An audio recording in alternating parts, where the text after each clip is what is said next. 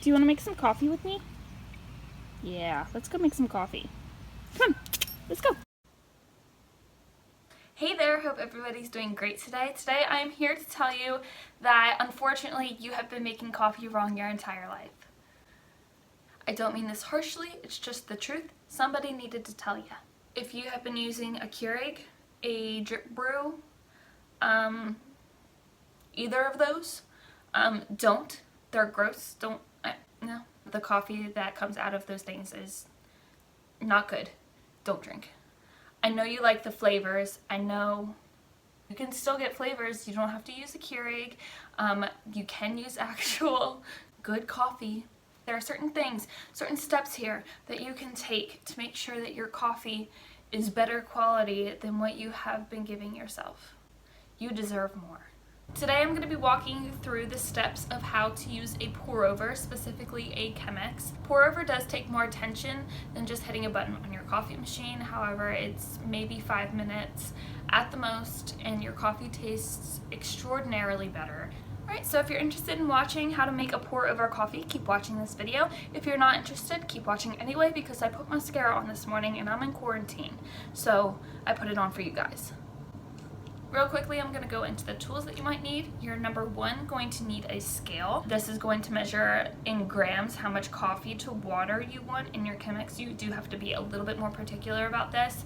It's totally your preference how much of each you use, but you're going to want to measure that in some way so you know what you like.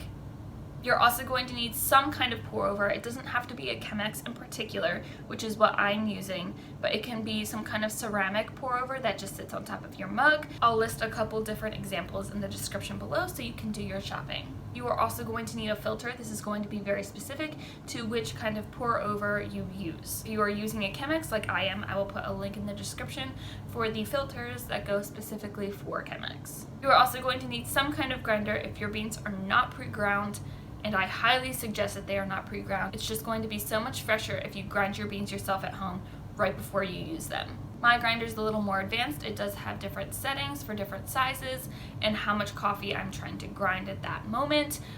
You do not need something that specific. You can get a very simple blade grinder. I'm going to put a couple different options for your grinders in the description below as well.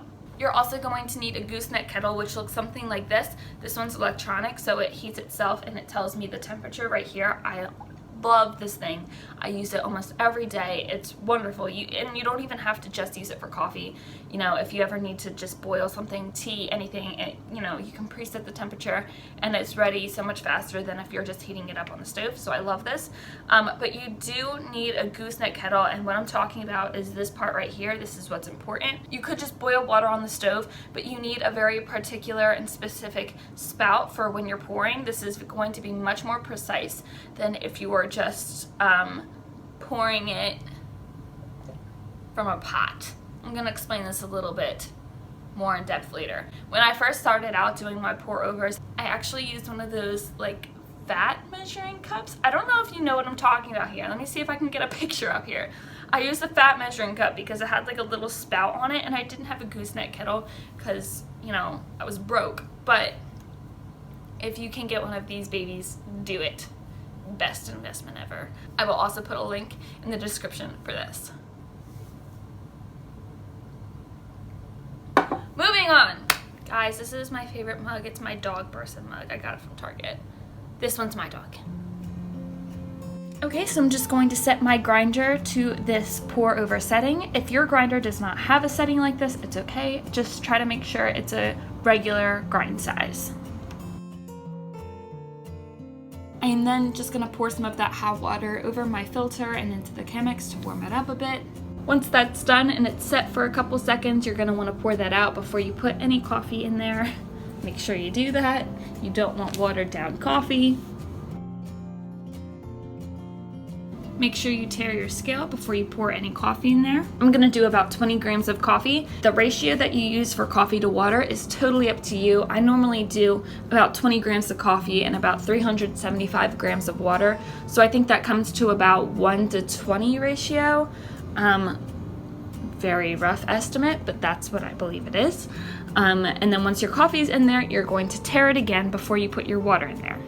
Okay, so once you've taired your scale, you're going to want to start pouring your water. You're going to pour it very gently, soak all of your beans, and you're going to let it bloom for 30 seconds before you pour any more water in there. You're going to see some bubbles, that just means that it's working.